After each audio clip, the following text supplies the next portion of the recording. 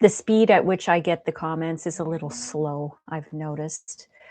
So, hi, Hannah. So happy you're here. You can hear me okay, Hannah? Can you let me know? Jane. Fatima. Hi. Hello, sweethearts. Sweet Jane. Dun, dun, dun, dun.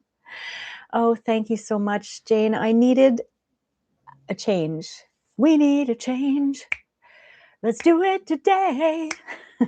I chopped all this off on Christmas Eve and I dyed it blonde in January. I wasn't digging the red short hair, so I figured, let's get back to the 80s all the way, right? Thank you, Hannah. Thank you, Fatima, for being here. You're getting tired again. Are you still sick, Fatima? I think you told me you're sick, right? You poor girl. We've all got something going on, huh? Jeez. I thought 2025 was done. 2025 was enough already, and then bang.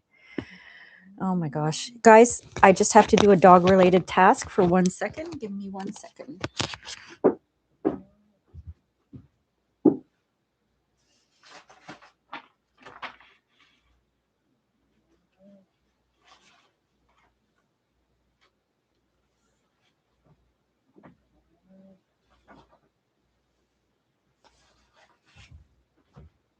Okay.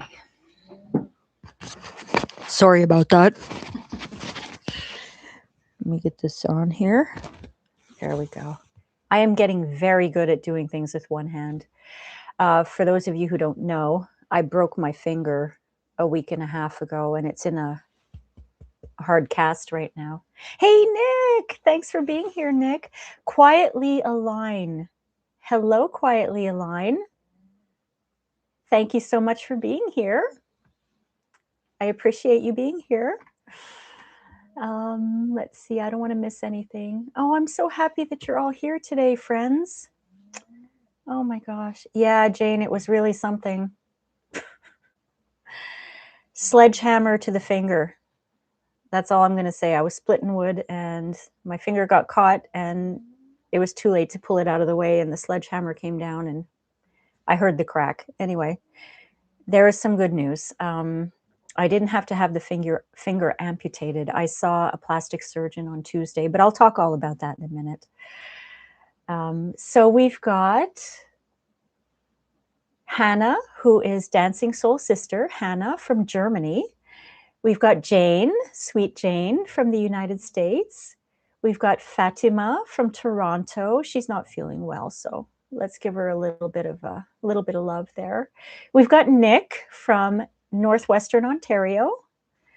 And who else? We've got Quietly Aligned. Thank you so much for being here.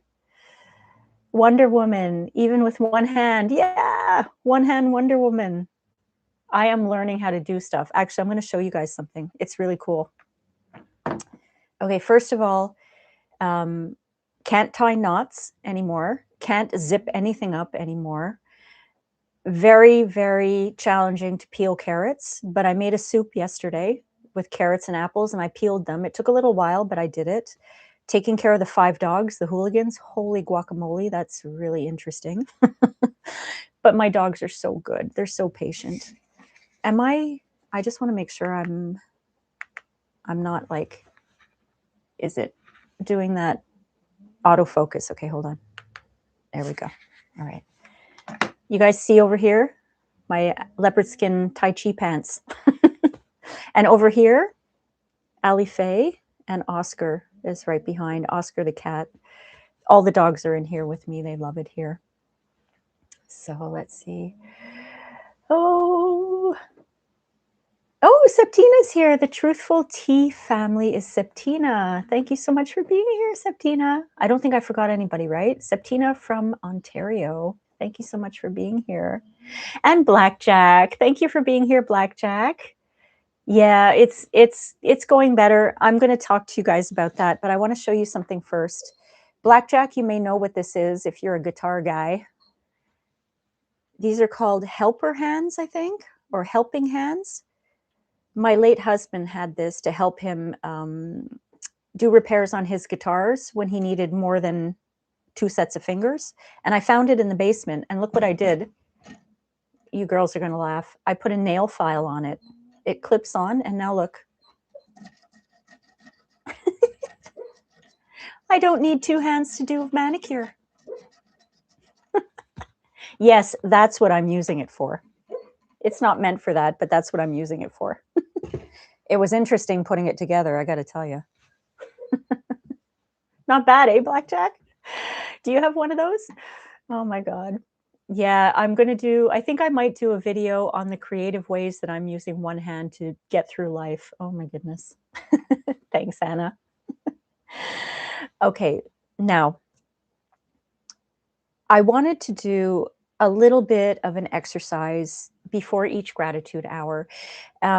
Today, I'm going to talk a little bit about loneliness. So, if loneliness is an issue for you, or if it might upset you, excuse me, then what you can do is you can mute this. I'm going to put a visual of some skyscapes on as I start the exercise, and it's going to be 3 minutes tops. Um, and what you can do is you can mute things so you don't hear what I'm saying, if it might trigger your sadness or something, if you're feeling lonely. Um, because I'm going to ask you to think about a few things. So if you're watching, when I take the visual of the skyscapes down, the exercise is over. So I just wanted to say that for anybody out there who, who might not feel so comfortable thinking about loneliness. Okay. So I'm going to share a screen with you. And as usual, the screen always goes black for a moment. Okay. So, and I'm going to play this for you here. And what I'd like you to do is just sit back quietly, relax your body, and maybe take in 2 or 3 very deep breaths, a long inhale, hold it at the top for a couple of counts, and then exhale longer than you've inhaled. This is going to, oh, what happened there? That looks funny. This is going to, there we go, encourage your body to relax a little bit, okay? And so I'm going to take in some deep breaths myself. And hold it at the top. And then a long exhale.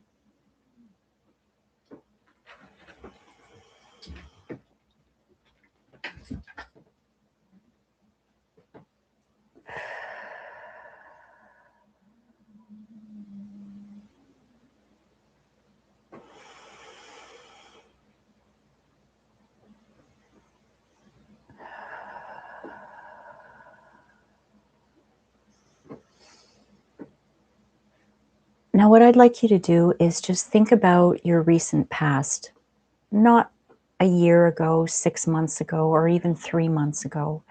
Maybe just think about what's been going on in your life in the last few weeks to a month.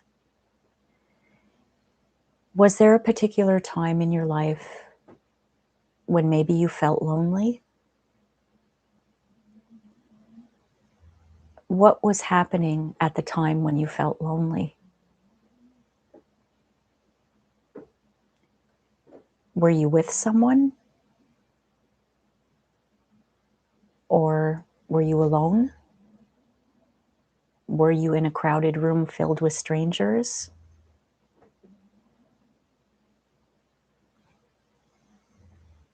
Why is it that you think you felt lonely?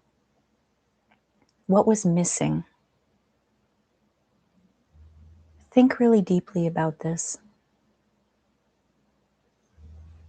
And what feeling was associated with this loneliness? Was it sadness? Or maybe depression? Did you feel despair? Maybe a little anger and blame?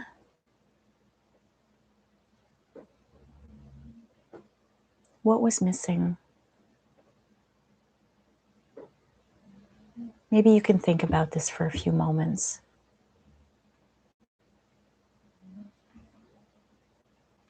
What was missing?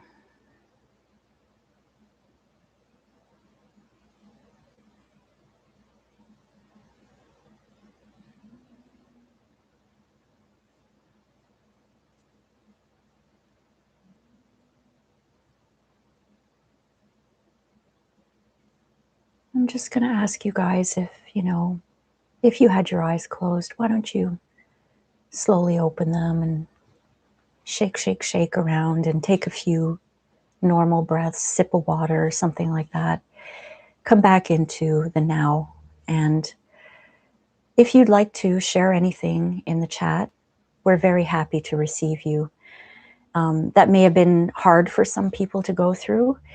Even though I thought about it, it was hard for me to go through. Thinking about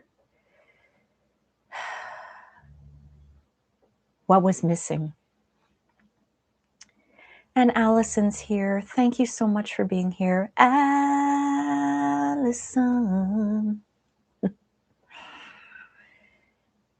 The reason why I brought up this topic today was because I felt lonely in the last week and a half. And I touched on this last week at Gratitude Hour. At first, when I went to the hospital, it was a week ago Wednesday, last Wednesday, that I was at the hospital when this happened to my hand. I keep saying when it happened. I am responsible for it, but it was just a freak accident. But I had moments where I felt utterly lonely. And I was thinking about this all week as well, there's a big difference between feeling alone and feeling lonely. When you say you're feeling lonely, it kind of, it implies that you're deprived of something, right? I'm feeling lonely. There's something missing from my life. But when you're feeling alone, it's not necessarily a sad thing. It can be something that's very empowering. It can be something that's very positive, and it's a choice that you make that you just kind of want to be alone. I'm like that. I'm definitely like that. I love to be alone. I choose to be alone. And when I'm alone, I don't feel lonely. But in those instances where I was at the hospital, I felt extremely lonely. And I wanted to talk about this when I felt lonely at the hospital the first time a week and a half ago, and then again when I was at the hospital seeing the plastic surgeon.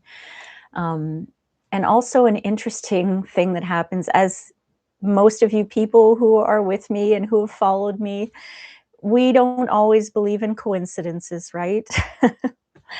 I had some x-rays on my desk and I was looking at a deck of cards called the grief deck, and a card flew out, and I'm going to talk about that after. But it was very interesting. But just to brighten things up a little bit, I'm going to share a screen with you. Some of my friends have already seen this screen. Now, who's this handsome devil? To most of you gals and some of you boys out there, you might be drooling right now. This is the actor Josh Lucas. And I was racking my brain for the past week trying to figure out who my plastic surgeon looks like. That's the guy. So, I'm calling him Dr. Hottie now. I don't mind going back. I have an appointment this week to see him again as a follow-up. I don't mind going back to see Dr. Hottie. So I just wanted to lighten things up a little bit and make you guys smile a little bit. So as we're looking at Dr. Hottie, I can tell you about what happened at the hospital, but I'll just take this off so that you're not too distracted. Let me just look at the chat here. I don't want to forget anything here. Let's see. I said hello to Allison. Everyone's saying hi to each other. Very, very nice. Allison says, yes, alone, lonely, not the same. Nick, you're awful. Nick says you need to try to sneak a picture of him. You know what it actually says in hospitals? There is actually a sign that says no unauthorized photos, videos, or recordings. I guess they know, right? That's so funny. Okay, so let me just take a sip. I have this amazing cranberry vanilla tea. It's so good. It's an herbal tea, so there's no caffeine in it. You'll hear the gulp. When I make my herbal teas, I make them the night before in a big mason jar, and I stick them in the fridge. And then the next morning, it's nice and cold, and it's really really flavorful. Hmm. Yes, quietly aligned. Them eyes, and I'm going to have to take. Okay, this is all for science. I'm going to have to take a good look at his eyes this week when I go to the hospital, just to make sure they're blue. But I'm pretty sure they're. Yeah, I think they're calming sea blue. How can you go wrong, right? I'm sorry, Blackjack, if this is annoying you. For science, yes, for science. We have to be, we have to do things, and we have to do research, and we have to take notes, and we have to do lab experiments and things like that to prove the blue eyes. Okay, so as I've told you, I crushed my finger on the 18th, just after St. Patrick's Day, when I did green nails. And look, I can't take these off now. They're press-on nails. So maybe he's not married, Blackjack says. Well, I'm going to take a good look at that left ring finger, but then he may not wear the ring in surgery. I might actually say to him, okay, you know what? I've been a widow now for what, 10 months? I'm feeling okay with flirting with guys now. I have to say, I'm okay with that. So I might say to him, oh, you know what? You kind of look like Josh Lucas. Do you know that actor? I might say that just in passing, just in passing. And Blackjack says, which is probably the case in my case, he might be gay. That's possible. It happens, right? It might be happening. We'll see. I'm going to see how he reacts to me saying that he looks like Josh Lucas. And if he knows who the actor is, then he'll know that he's good looking in my eyes. If he doesn't know who the actor is, I'll say, "Oh, you should look him up. He's really easy on the eyes." I'm saying I'm going to say that now. I don't know what I'm going to say when I get there. Okay, so I get to the hospital on it was last Tuesday that I went. And it's a hospital that's a 90-minute drive for me. I live rural, and the closest hospital is a 45-minute drive, and that's where I went initially to get my finger assessed. And then they set it and they stitched it up, and then I went back to see the plastic surgeon, Dr. Hadi, on Tuesday, and he told me it may be irreparable, and he may have to amputate from the middle knuckle up, but he has to take a good look at it. But he was basing this simply on what he was seeing and from the x-rays that were sent to him. And he said, we should probably do surgery today either way. And I was just like, oh my God, I thought it was only going to be a consultation, and I wasn't emotionally or mentally prepared for surgery. But I figured, okay, let's get this over with. I want to really ensure that I don't have to have it amputated, like he said. And so we got into the operating room about 45 minutes later, and I was lying there, and the room was filled with people, but I felt so lonely. And people were talking to me, keeping me busy, and my hand was up on the thing, and they froze my hand and or my finger, and there was a nurse here, and she had her arm around me, and we were chatting, and they asked me what kind of music I liked, so they played 80s music, and that was playing. And of course, the first song that came on was Milli Vanilli's Blame It on the Rain. And I'm like, yep, that's my song, Blame It on the Rain. And I was kind of saying it sarcastically, but they all started laughing. And then at one point, I was getting a bit overwhelmed because there were so many people in the room. And there were two plastic surgeons working on my finger, not just Dr. Maxwell. His name is Dr. Maxwell. I should give him respect and not call him Dr. Hadi. But him and the resident plastic surgeon were both working on my finger.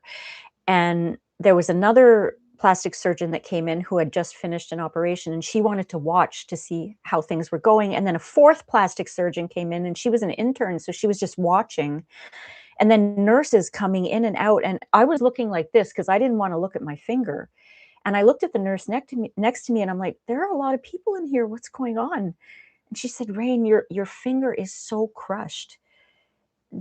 Everyone thought it needed to be amputated, but Dr. Maxwell decided to challenge himself and see if he could fix it for you. And everyone looked at your x-ray and thought there's no way he's going to fix it. So everyone's coming in to see what work he's doing. And even the resident plastic surgeon came in to lend a hand to try to save my finger." And I was just like, wow, this is so amazing. Like, I was telling a friend of mine, if I were still where I used to live in Canada, in Quebec, and I'm not just exaggerating or anything, my finger would have been amputated. There would have been no challenge to try to save it or anything like that. It would have been gone.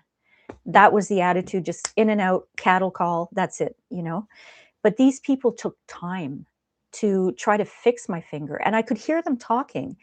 And he was consulting with the resident plastic surgeon saying, because he's only there once a week. He has a private practice, but he does those emergencies once a week. And so she was like, "Well, maybe you want to try this, and maybe you want to do this." And he's like, "Well, what if I do this?" And I was just like, I didn't feel a thing. But at one point, I was so overwhelmed, I started crying. Like, I cry for everything. I cry when I'm happy, I cry when I'm sad, I cry when I'm scared. So I was overwhelmed and I started crying. And they all went, "Are you okay, Rain? Does it hurt?" And I say, "No, no, no, I'm just overwhelmed and scared." And then all of a sudden, Another One Bites the Dust comes on, and I'm like, "This song is so appropriate." I was like, they all started laughing. They were just like, I was just, I still was trying to make jokes, even though I was in despair, but because that's what I do to try to lighten my mood up.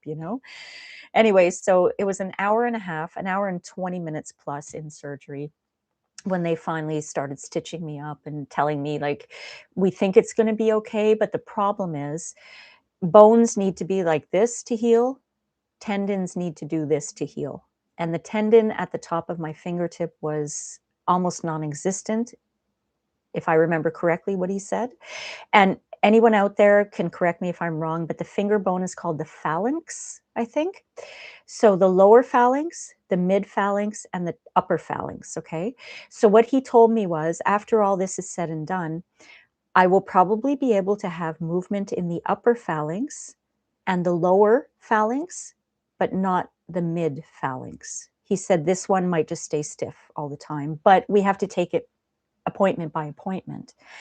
So what happened after that? They casted me up. They put, the cast on me. I have 3 pins in my finger and a loop made of wire. And I'm going to show you it. And if you're squeamish, just look away. It's not that bad. But I'm going to share this with you just so you can see what I'm talking about. It's going to go black for a second. So they gave me this x-ray of my finger after. These are the 3 pins that are basically holding my index finger together. And that wire ring in the middle is holding my bones together. I have another picture. I didn't upload it because it's awful. You can see the bones that are actually separated. They were completely separated. And that wire ring is meant to stay in my finger. And the hope was that it would pull the bones together so that they would fuse back together during the healing process. Now, he told me, I can't remember what he told me. They told me so much stuff. The pins are probably going to stay in my finger at least 2 weeks, maybe longer. I'm going to find out this week. I don't think he's going to pull the pins out this week. But he said basically they're thin enough that he won't have to freeze me. He just has to pull them out. But I don't think the stitches are coming out either. I probably had about 10 or 11 stitches all the way across my middle knuckle. So that's kind of what I'm dealing with right now. And what they did was, around the tops of the pins, they put some kind of medication on it and then a special cloth around it, and then the cast around so that this finger is protected. These I can move a little, as you can see, but I couldn't for the first 2 days because the pain was excruciating. But I still have pins in here. Today is the first day that I feel very tolerable pain, and that last night was the first night I didn't have to take pain medication. So I think the worst is over. But I did really feel lonely in that room. And on the way home, when I was driving home, I felt so lonely. But when I got home, I was feeling okay because all my dogs were here waiting for me. So let me see here. And Nick says, don't make him too nervous or wait until after he's done with your finger. Yeah, that's very good advice, Nick. Yes. I know. Allison says, such a blessing that you were blessed with the A team. I know. I mean, it was a good thing that my appointment was later in the day because they were all finished their shifts. And it was like, I was telling a friend, it was like I was, I was like at a circus freak show. Like they were charging 2 bits a gander to come and see this lady's crushed finger and see if we can actually fix it. At first, I was overwhelmed until she told me that the whole point was that he was trying to save my finger. And then I just felt unbelievable gratitude. Allison says, it's utterly amazing, and I'm so grateful they're able to do this sort of thing nowadays. Yeah. Can you imagine, like maybe 200 years ago? Oh, he needs a good leeching. Let's just throw a leech on him and his finger will be better. I mean, like, they didn't have modern medicine back there, and leeches for everything, or just chop the finger off. And imagine without any painkillers. I guess that's why people went to the pub to numb their pain that way, or to the opium dens, right? To numb their pain that way. Blackjack says, wow, you really whacked that poor finger. Yeah, I did. I heard the crunch. I heard it. And it just, there was not enough time. It was a split second. There wasn't enough time for me to move my hand because my glove got caught on the log of wood. And I know I tried to pull it, but at that point, I don't know, I guess my body was already going through the motions and down it came. And I remember going, ah! I was outside, I ran inside, and it was heavily bleeding. And so I stopped feeling pain at that point, I guess because the adrenaline started to kick in, right? And I started feeling pain as I was driving to the hospital. It was really awful. And Quietly Aligned says, yes, the fingers are called phalanges. That's it, phalanx. I said phalanges. And the singular form of that word is phalanx. Okay, phalanges is such a fun word. My phalanx, it sounds like it could be a sexual term, but that's phallic, right? Oops, put that finger down, Rain. Allison says, girl, I probably would have passed out, so good for you for staying awake. Well, Allison, that's why I called the ambulance, because I felt like I was going to faint. And I was lucky that there was a first responder on the phone, an emergency responder. She stayed on the phone with me for 35 minutes while I was waiting for the ambulance to arrive because I was terrified of being alone, thinking I was going to faint. But she had to go and answer other calls. So there was 10 minutes while I waited for the ambulance to show up. And that 10 minutes was very long for me to wait, but I was in really good hands, very, very good hands. Quietly Aligned says phalanges, pronounced like phalanges. Okay, phalanges. Thank you, Quietly Aligned. I appreciate the lesson, because they said all these things, in the operating room, and I was just like, in one ear, out the other. What? I have no clue. Oh, is that, Madonna playing? Like I was just, I had crazy mind going on, or what I like to call mousy mind. My mousy mind was all over the place, scattered everywhere. Quietly Aligned says, yes, that pain would have made me pass out. Yeah, I'm lucky it didn't, but I'm also lucky that the adrenaline kicked in to take that pain away. It was more for me the fear of the unknown. I was worried about what was going to happen, and I had no clue, like I've never been through this before. And to be alone through all of it, it was kind of scary.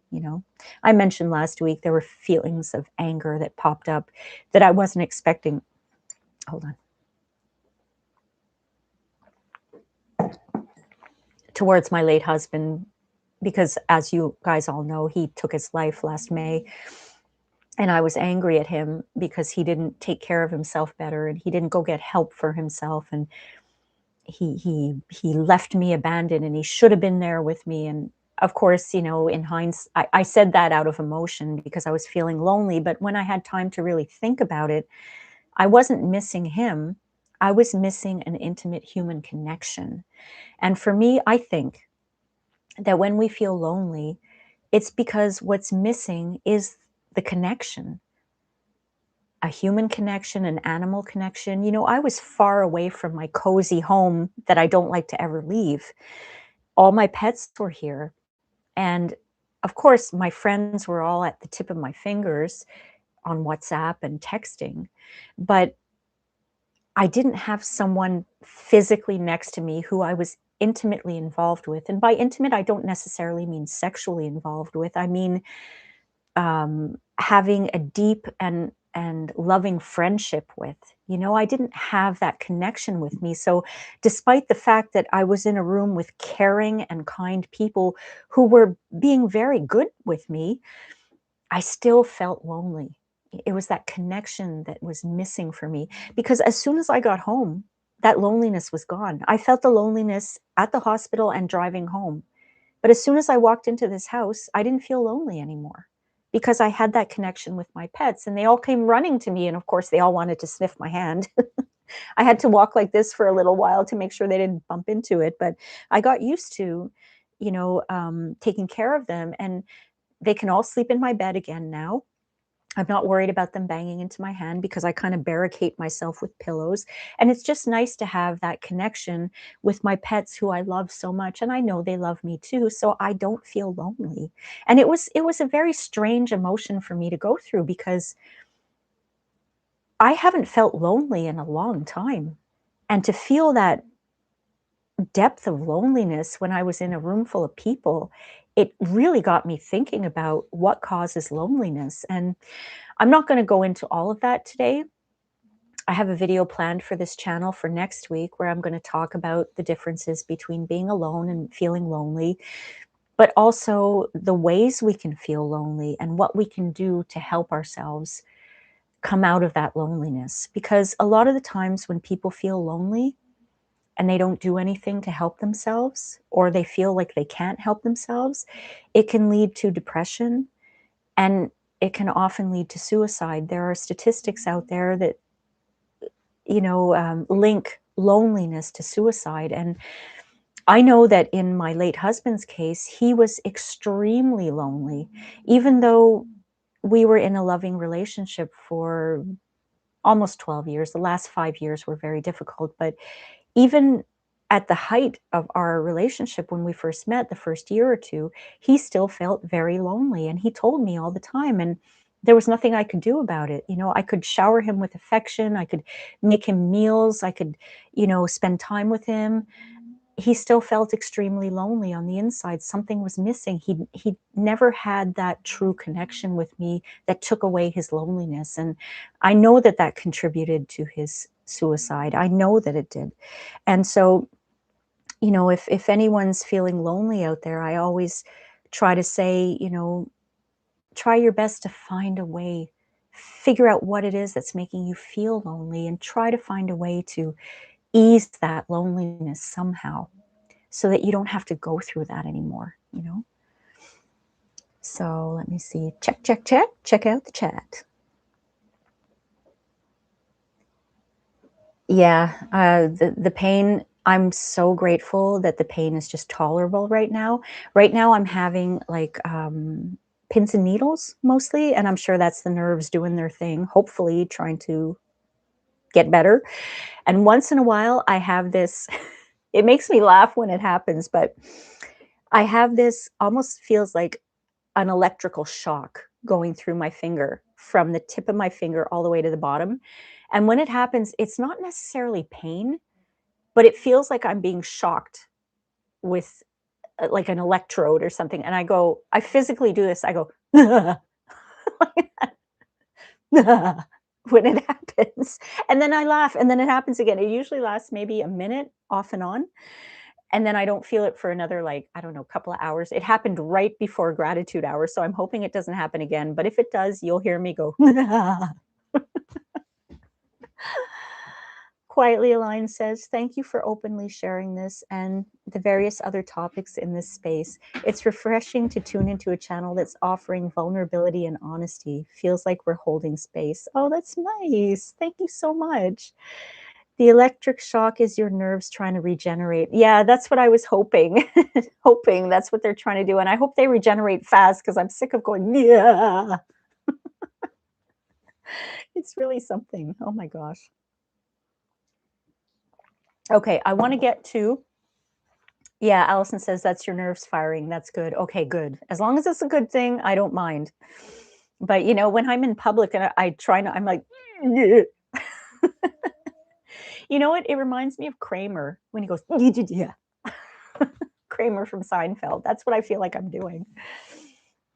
Blackjack says, "So you still have sensation on that finger. That's a good sign, Rain." Yeah, and I was able to move the tip of my finger. And if I shouldn't be doing this, but I'm actually putting a little pressure right now, and I'm able to move the tip of my finger without any pain. So I'm gonna stop that now. I test it once in a while, you know. And I was telling a friend the other day, I'm having weird sensations, like, when you do this, okay, I feel like this is what my hand is doing all the time, that these 2 fingers are touching and these are bent. But I can move the 3 fingers here. They're straight, but it's so weird. It feels like this is happening, and once in a while, I'm looking over and going, "Okay, those fingers aren't touching. Why am I feeling that sensation?" But I'm gonna ask Dr. Maxwell that tomorrow. Jane says, I feel like feeling alone in a room full of people is the worst." Yeah, but that's more loneliness, isn't it? It's more than feeling alone. It's feeling lonely in a room full of people because there's something missing. There's no connection. You can chat with people, have acquaintances and how's the weather? Oh yeah, how about those Rams, and all that stuff. But you're not really you don't have a true connection with somebody who you're close to when you're feeling that. I think that's the case for a lot of people. But I was doing some research on Psychology Today about the ways we can feel lonely, and I'll get into that in the video that I'm doing because it's a bit long for doing it here and I'm not prepared for it. So you get that shock feeling in your neck, Jane? Is that what you're talking about? It's how you feel every day. You feel alone every day in a room full of people, Jane. Oh my goodness. You poor dear. I'm so sorry you feel that way. I'll share this with you for about. Oh, and Allison says, if I'm completely honest, there's very few people that I enjoy spending any time with. Yeah. Well, Allison, I think like many of us, raise your hand if you're an introvert. 1, 2, 3, 4, 5, 6, 7, 8, 9, 10. All of us. Most people who are introverted, they don't require being around people to feel good energy and to be energized. We just need a few very close people that we feel a connection with. And for me, it's definitely my pets. I feel a great love connection with. I have a small circle of friends who I contact very often, not in person, because they all live in different areas of the country and also in the United States and in other parts of the world. But having that connection through texting and WhatsApping and sending messages and voice messages and videos now and then, it it it helps with that connection. It really, really does. And I think one of the things that we can do to try to ease our loneliness is to make a connection with someone who we actually enjoy being around. And it doesn't have to be touch, it could be just spending time having a deep conversation with somebody. That's something, that I do often when I'm feeling a little, I don't know if I would say lonely, but because I don't have to, because I'm talking constantly with friends and I always have my dogs around. But in the case where I was alone in the hospital, alone around other people, excuse me, I felt the need to text some friends. Like I needed to, it was a need, but I couldn't do it during the operation. So I was just kind of remembering some conversations that I'd had with friends and some things that friends had said to me and some instances where we had a good time together laughing or whatever. So I was trying to remember those connections to help ease my loneliness. Allison says, I'm I'm a complete introvert. I love people and care about them, but I'm perfectly content with my own company. Yeah, that's the thing with me too. I love being alone. When I met Alex, my late husband, he was the only one that I would ever share a space with besides pets because he was my husband. But otherwise, you would never see me with a roommate or living with a friend or anything like that. There's no way I would do that. Um, but sharing my space with him and compromising on my introvertness and wanting the desire to be alone all the time was something that brought me a lot of joy for many, many years. But in the later years, it created that feeling of loneliness because his mental health challenges were untreated and getting worse and worse and worse. And he was taking it out on me, which was awful.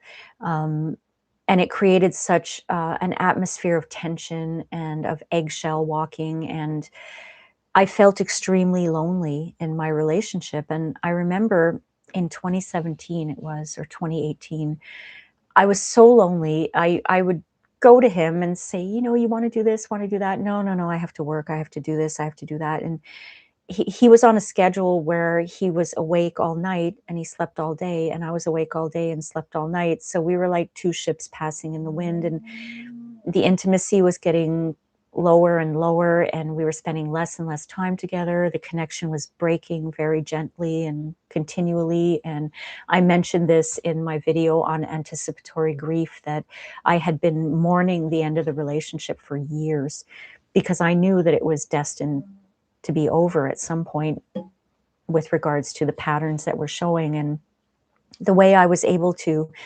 ease my loneliness was in 2018, I believe it was. I started a blog, and I started following other people's blogs, and I started connecting with people through Blogger, through art and food, and just learning about people's lives, and eventually started connecting with these people outside of Blogger through email, through texting, through snail mail, WhatsApping. I've made some very good friends from Blogger. In fact, Nick, who is in the chat right now, I met her through Blogger. Nick was at like almost 20 years ago now or something like that. And we are like the best of friends. We met through Blogger a long, long time ago. You can meet people through social media. You have to be careful because there are some people who are like drama queens, right? And they're just very finicky and flaky. They'll be your friend one day and then they'll talk crap about you the next day to the whole community. So you have to be careful, but you can make some deep, deep connections through people on social media. You have to have a good, armor on, just to keep yourself safe. But there was that. And from Blogger, I started posting on Instagram, and I made some friends through Instagram. And then from Instagram came YouTube, and it became my community. And I didn't feel lonely anymore in my relationship because I had all of these other connections that were bringing me such joy and fulfillment and reward. So I know, Jane, you're on YouTube too. But anyway, I just wanted to mention my story because when you talk about your own story, sometimes when people can relate to it and they hear about what you did to try to ease your suffering or your challenges or to find solutions to your problems, it may ignite something in them too. So that's why I'm really happy to open up and share. I'm very transparent when it comes to that. So, okay, I just want to look at the chat here. Fatima says, very few friends, but good friends. That is what we need. Yeah, I agree. A very small tribe that's very close that you can trust and rely on. I would even be okay with one good friend. I'm lucky and grateful enough to have more. But if I had one good friend that I could rely on and trust and enjoy company with and share connection, that would even be enough for me, because I'm so introverted and because I have all of these other connections through social media. And I don't want to discount my neighbors as well. Neighbors, I live in a rural area and the closest neighbor is at least a kilometer away, but he's been so helpful with me. He clears my road because it's a private road. He clears it in the winter. I called him the day that my husband took his life, and he talked to me, and he's been there for me a lot of times, him and his wife. And, that's another kind of connection that I have, but it's at a distance because I'm not the type of person to invite people over for coffee or things like that. But I know they're there. They know I'm there. So it's a wonderful connection to have when you have this sort of community. And there are other people in this county. I know everybody who lives in this county. And whenever we see each other, we say hi, and they're all so friendly. If you need anything, let us know. I put out the vibe one summer that I was looking for cinder blocks. I come home one day, there's like 30 cinder blocks on my lawn, and a text message from my neighbor who's like way, way far away. Heard you needed some cinder blocks. He just left them there for me. You know, this is just the way people are here in rural New Brunswick. I can't speak for rural everywhere, but at least here. So I've got that connection too, which is nice. Oh, we have Carpe Diem. Hi, Carpe Diem. Thank you for being here. No, it's not carpal tunnel surgery. I cringe every time I mention this. I was splitting wood, which is with a tool called the kindling cracker. It's a blade with a round thing. You put the log on it. You take a sledgehammer and you crack your kindling. I now call it the finger cracker because my finger got caught, down came the sledgehammer, and my index finger got crushed. So that's why I had surgery. And thank you for asking. I am doing much better now. I have a follow-up appointment coming up this week. So fingers crossed that everything is healing well. But I have a feeling I'm going to probably be in this cast for a little while now. But oh my God, did that ever hurt? Allison says, yes, a partnership. That's different. Yeah, it is different. A partnership when you share your space with an intimate partner, definitely. And Nick says, yeah, I would say we'd been friends for 20 years and we met on Blogger. I remember actually, Nick, I did a search for bloggers in Canada, and yours was one of the ones that came up because you had a very active blog back there. I think it was called Nikina's Garden, right? Because Nick's name is Nikina. She's originally from Germany. Her name is Nikina. It's a nice name. And I remember reading her blog and I was thinking, oh, this is really nice. So I left a comment and we started commenting back and forth on each other's blogs. And eventually we started emailing, and look at us now. And Allison says, I hope to someday live in a secluded area like you, Rain. Yes, when you need a hospital. But other than that, I would love it. Yeah, that's the thing. That was very present in my mind that day when I had to wait 45 minutes for an ambulance. I was like, wow, what if I was, bleeding to death? Like, what would I do? I would probably call all of my neighbors to come over, but there was a joke. Do you guys know who Jim Gaffigan is? I just want to say hi to Heather first before I do this. Hi, Heather. Heather is by Brush Bone Indigo Ash, in case you guys don't know. So yeah, Blackjack, it is great to have neighbors in rural places because they can help you and you can help them too. I mean, like I have this tiny little snowblower. My big beast of a snowblower died on me this year, and everything I tried didn't work. It's going out to pasture. Snowblower heaven for that little big beast. But I only had this tiny one that wasn't going to work in knee-deep snow. And so my neighbor bailed me out a bunch of times. And I'm just like, oh, thank God. He's getting a good gift at the end of the season, that's for sure.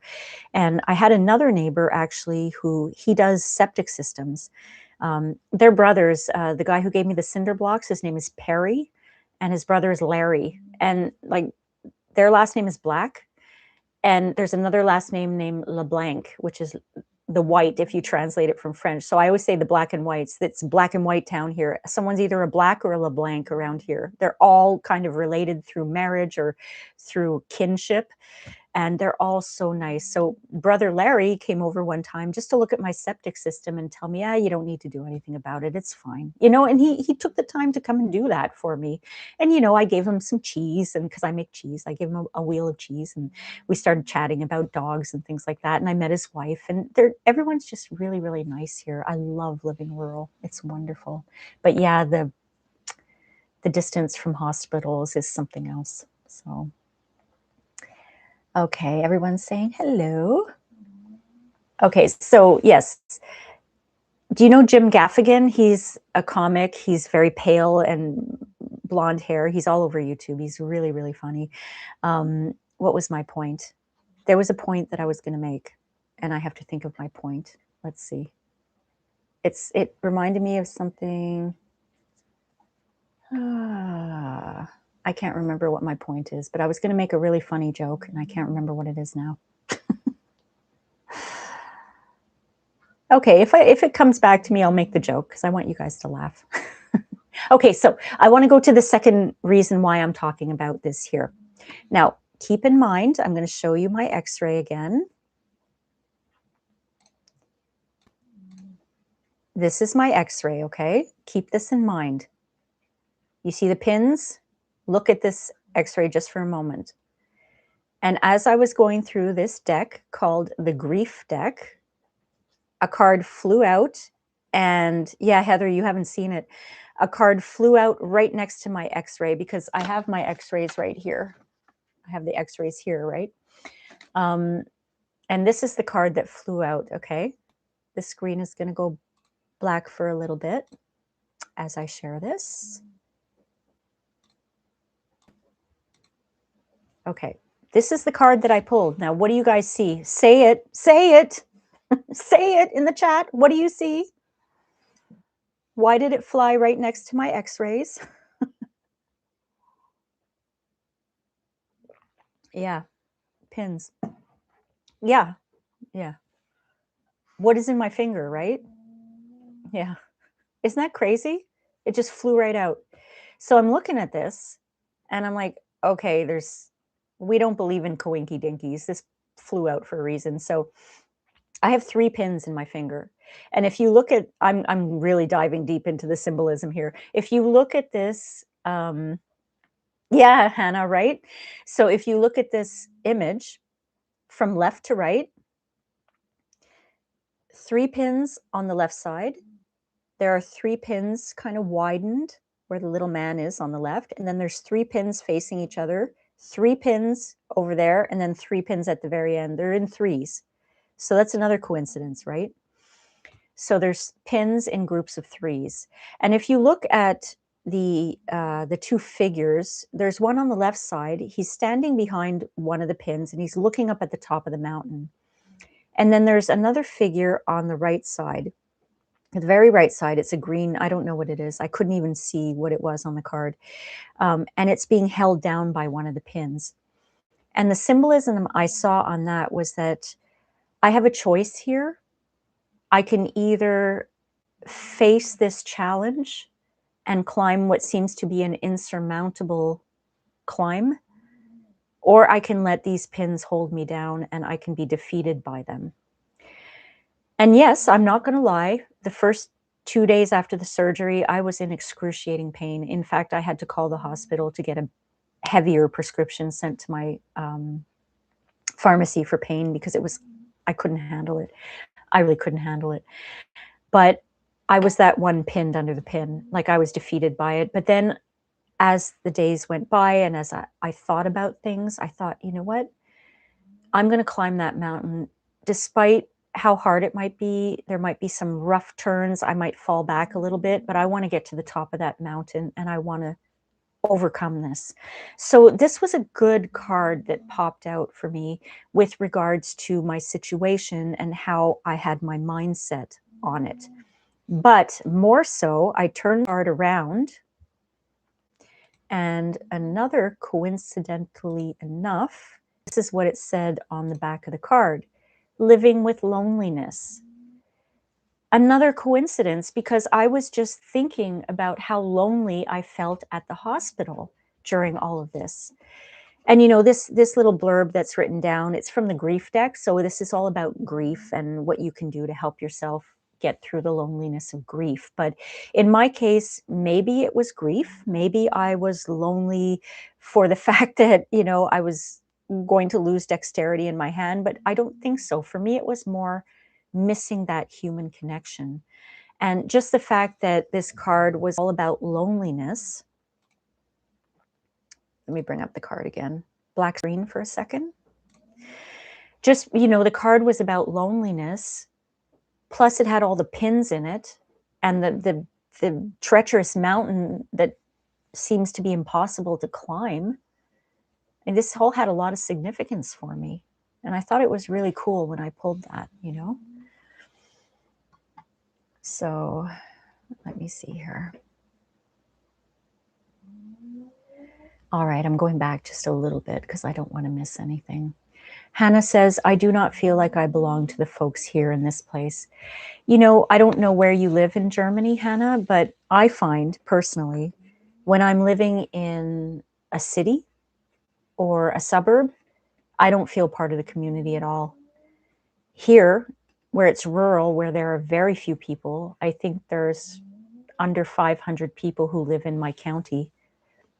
And I know pretty much all of them, not necessarily all by name, but at least by sight. I feel very much a part of it, and I feel like I could definitely, like, rely on anyone. You know, I could wave someone down who's driving by and they will help me. That actually happened.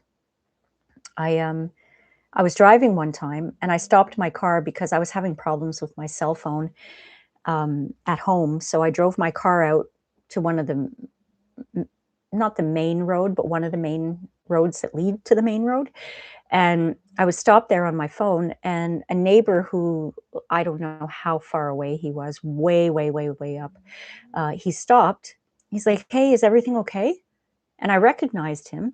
And I said, "Oh yeah, I had trouble at home with my signal and I had to come out here to make a phone call." He's like, "Okay, if you need anything." And I'm like, "Okay, thank you so much." Didn't even know his name, but I recognized him and his car. You know, I recognized all that.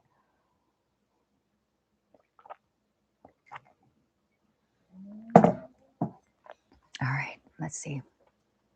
I know Allison says it's awesome that you have good neighbors. I can rely on them, definitely. Yeah, Heather, face some obstacles with pins in your hands. Yeah, really, right? We're not surprised. Nick says, asking Hannah, are you talking about the place where you live? I had the same feeling when I still lived in Germany. Interesting. Hannah says, yes, but not belonging, kind of being alienated is an ongoing theme in your life. Oh, Hannah. You know, this is a different topic, and I'm talking about this tomorrow. I'm putting out quite a candid video about being held in emotional hostage. Um, and I talk about emotional abuse, and I give examples of things that happened to me in my life as a result of the relationship I was in, and some of the things that he did and said, to give real life examples to, I think there were 14 signs of being held emotionally hostage. And one of the things that I talk about is the silent treatment. And I'm not talking about you, Hannah, specifically, but that is a form of alienation where somebody purposely alienates you and makes you feel like you're not important by ignoring you or not including you in what they're doing. Silent treatment is on purpose. Some people alienate you not on purpose, but because it's just what they do. But feeling alienated creates a lot of loneliness. So that's how I'm sort of bridging that gap together.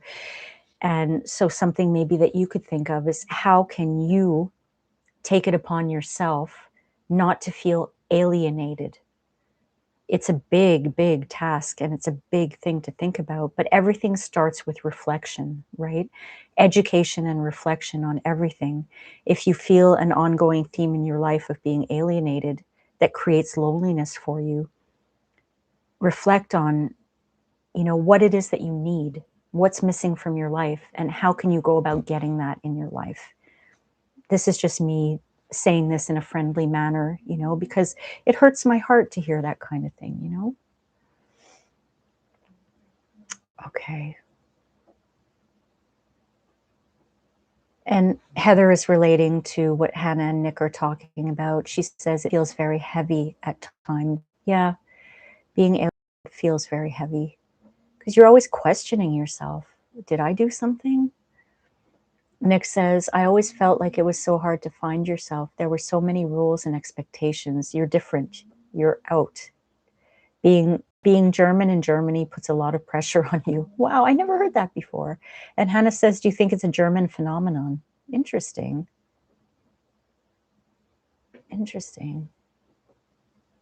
Nick says, the first thing a German notices when they come to North America is the space and how laid back people are. I'm liking hearing this actually, because it's teaching me about culture. And Heather says, Hannah, since I moved here last year, it's taken me quite some time to find a friend. And even though this place is so beautiful, there are days I feel lonely, but that is starting to change, thankfully. Oh, that's good, Heather. Moving completely across the country and trying to find new friends, especially as an adult, that's really hard to do. Trying to find an in-person new friend, that's really hard to do in this day and age. Personally, I'm not, too upset about it. I don't need that kind of personal connection. Maybe it's because I have my pets. I don't know.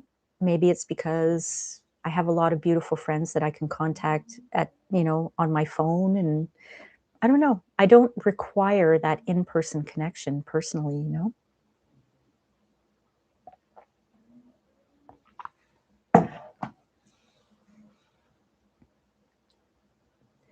Heather says, I have some lovely neighbors too.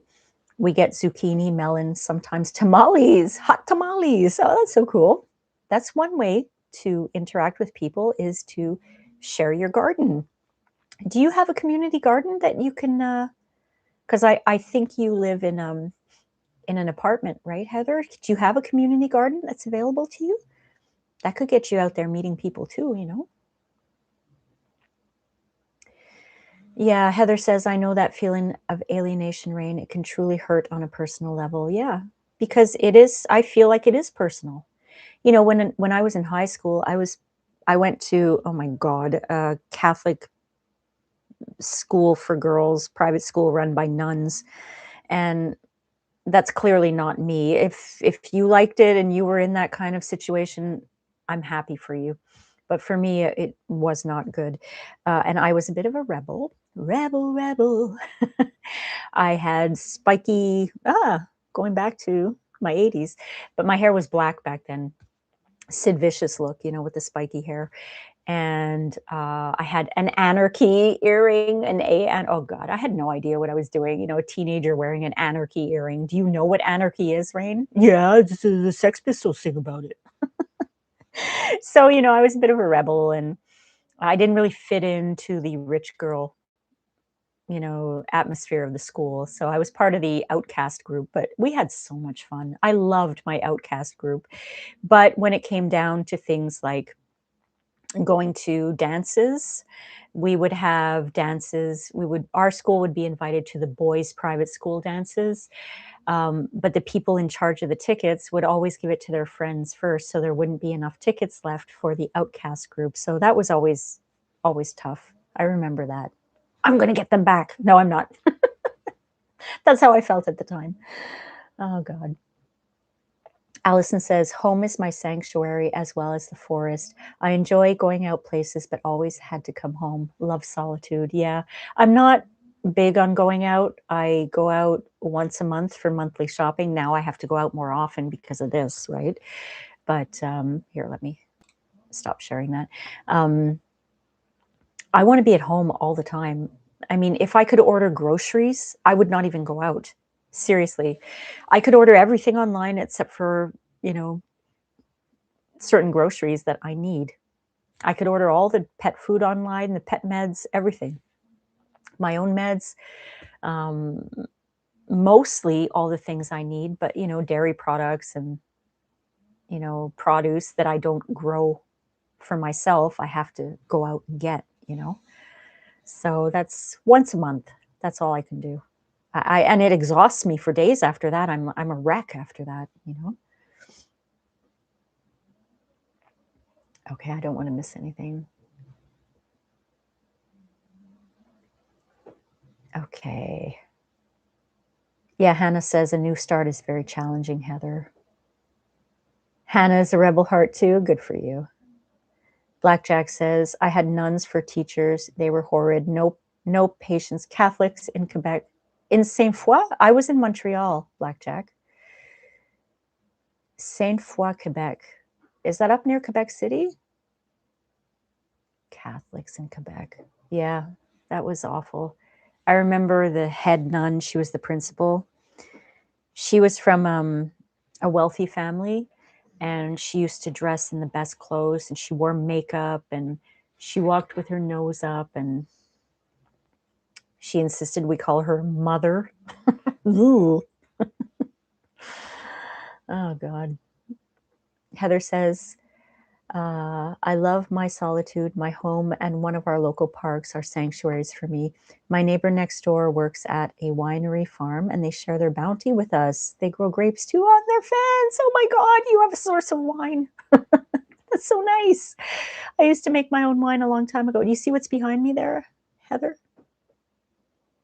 You didn't miss your Ali Feifei, and baby Oscar's on top of her. They're becoming so close. It's so cute. They're both snoring. And Heather says, I'm hoping it is Hannah with regards to moving to a new place. But I'm hoping my upcoming training will bring new folks into my life. That's true. You're starting your training soon. That's great, Heather. The Plains of Abraham. Right. Yeah, I know where that is. Saint Foy. Nick. Yes, Ali Feifei. Blackjack said lived in Montreal, East End and South Shore. East End. I lived in the West End in NDG. We didn't like the East End people. South Shore was nice, though. I never lived in the South Shore, but I lived in the Eastern Townships at one point when I was getting sick of the city. I moved to Orford, which is near Sherbrooke. It was really nice there. April 7th is when Heather starts. That's great, Heather. Oh, and Jane is saying hi, Heather. She was on the phone.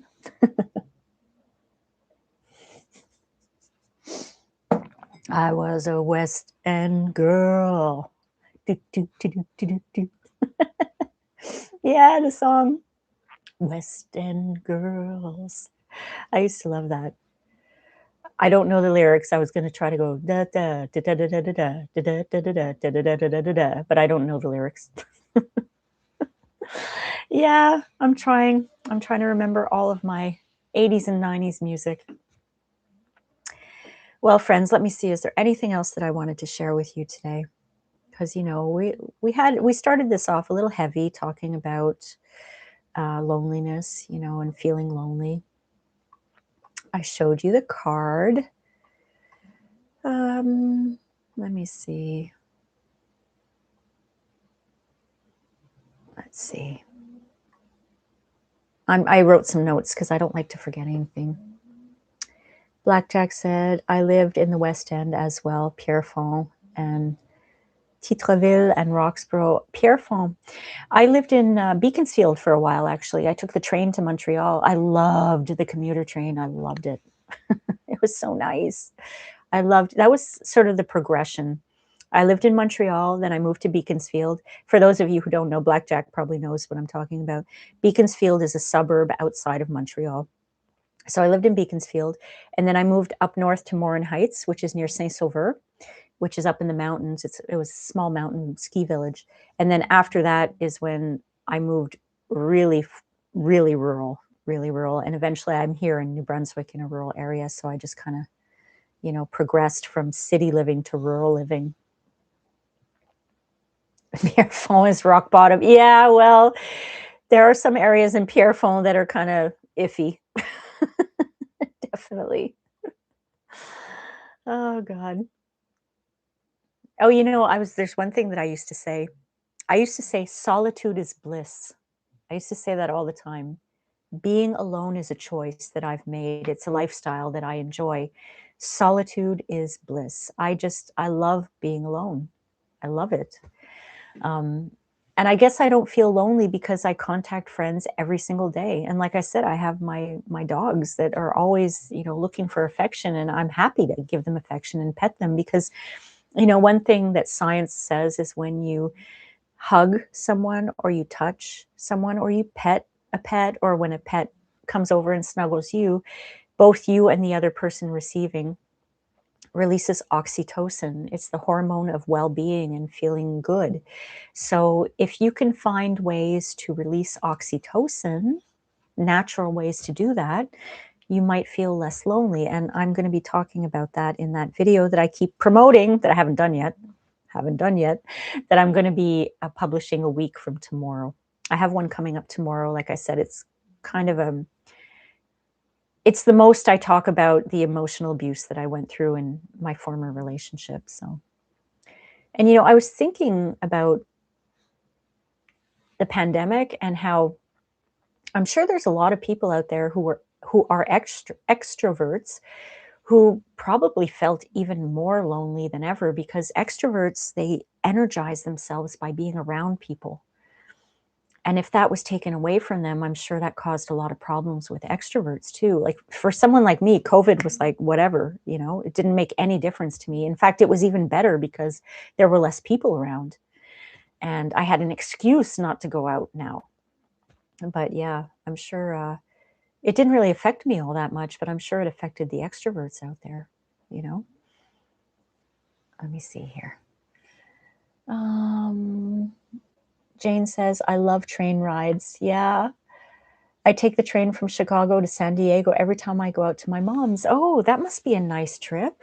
How long is that trip? I'm trying to think of that's Eastern US way over to Western US, right? That must be a long trip. Do you get one of those fancy cars? Is there a dining car? Is there a bar car? Are there good looking men in the bar car? Is it like the old 40s movies? My father worked for CN Rail. And when we were kids, um, up until I was like 22 years old, I guess, I was able to take advantage of train pass.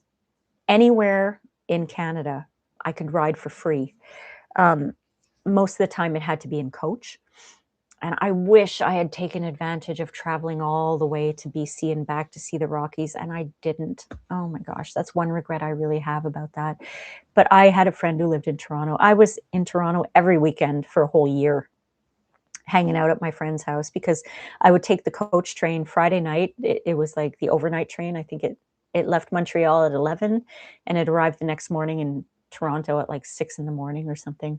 And then I would leave on Sunday afternoon. It was free, so it didn't matter to me. Like if I was only there a day and a half, we would go to clubs on Saturday night and then we would have brunch on Sunday and then I'd hit the train home. It was a nice perk, and I'm really grateful that I had that. But yeah, I wish I had taken more advantage of it at the time.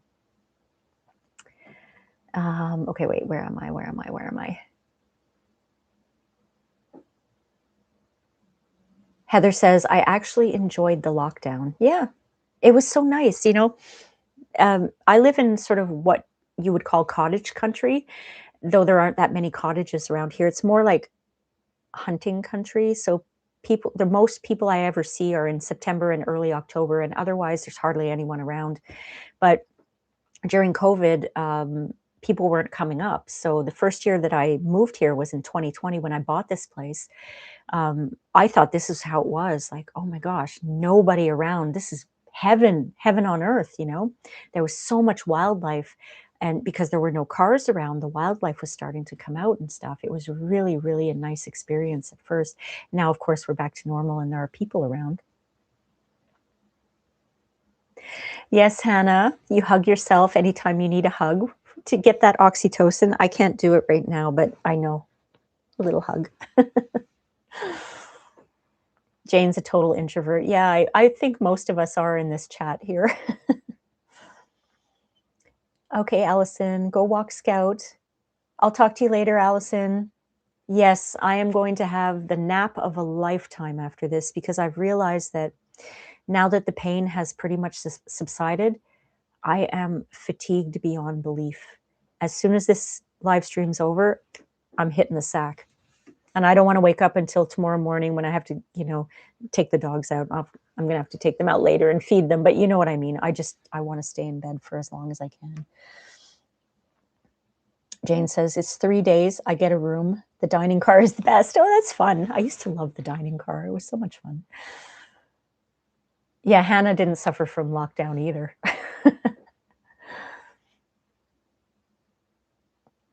Okay. Heather says, I just started EMDR, and I'm so grateful you recommended the Inner Tarot because I can use it for my healing journey.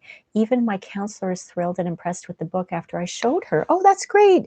EMDR, can you elaborate on that? I think I know what you mean. Is that the eye movements? Is that eye movements? I'm going to look that up right now. EMDR. Yeah, it's the eye movement desensitization and reprocessing. Heather, another really good book that talks about EMDR is, I think I posted it. It's The Body Keeps the Score. He talks about EMDR in there. He talks about how to get over trauma. And the first part of the book is him basically giving examples of he was a psychiatrist, I believe, or a psychologist, and he did a lot of lab work with Vietnam vets and their trauma that they went through and trying to help them get over their trauma. Then he talks about EMDR, and it's really very interesting. And I started doing a little bit of it at home, but he talks about other things, that his protocol for getting over trauma. The Body Keeps the Score. If you can get your hands on it, it's complicated at some points, but it's a really good read, a very good read. The Inner Tarot, yeah, I kind of stopped that. I did quite a few of them, though. I took them down because, I wanted to change the direction of this channel a little bit. Yeah, trauma healing method via eye movement. Okay, Blackjack, have a great weekend. Thank you so much for popping in, and we'll see you next Sunday. Back to church on Sunday with rain. I was joking with my friends. I should start everything with, hello, brothers, hello, sisters. I am Sister Rain. Welcome to Gratitude Hour. Because people used to say I'm taking them to church. Jane says, I need that. My body has had so much trauma, so many surgeries. Yeah, your body does keep the score, Jane. It does. And his methods seem simple, but they work. I've done some of his methods. I got to tell you, one of the things that he talks about in his book is to do martial arts. And we're not talking about Jackie Chan, Bruce Lee stuff. We're talking about maybe Tai Chi or some Qigong or something like that. I have a Tai Chi practice that I started months ago. Every morning, well, not lately, but after I see the doctor this week, I'm going to ask if I can start doing my movements again. And I got to tell you, the Tai Chi is like so grounding. It's amazing. I found a great channel, and I'm gonna share it with you because I would like to share it with you guys. He's wonderful. If I can find him. Let me just find him here for anyone who's interesting. He makes it very easy to understand, And he explains it as he goes. Like, it's so cool. He's like, okay, you're pushing the mountain, and you're a beautiful crane. And he talks about it as you're doing the movements. It's not like a silent thing going. He's really good at explaining. If I can find him. There he is.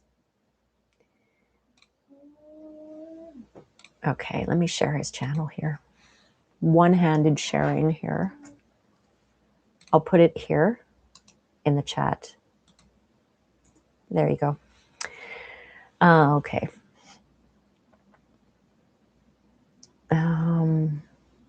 Heather says, I'm using a handheld device that pulsates, and it is going well so far. And yes, I have heard of that book, and we'll look into it at some point. Yeah, if you can find it at the library. I purchased it, and I love it. I didn't delete everything, Hannah. I just put them all private because I wanted this channel to go in a more psychological direction in congruence with the education that I'm pursuing of psychology, life coaching, and things like that. And I've decided to keep my spiritual side private from now on because I mentioned it last week, I think, or at some point. I feel very vulnerable when I speak of my spirituality now. I don't know how that happened or what happened. And so I feel much more comfortable keeping it private. I still have a very strong spiritual practice, but it's just for me now, and I don't really share it with anybody.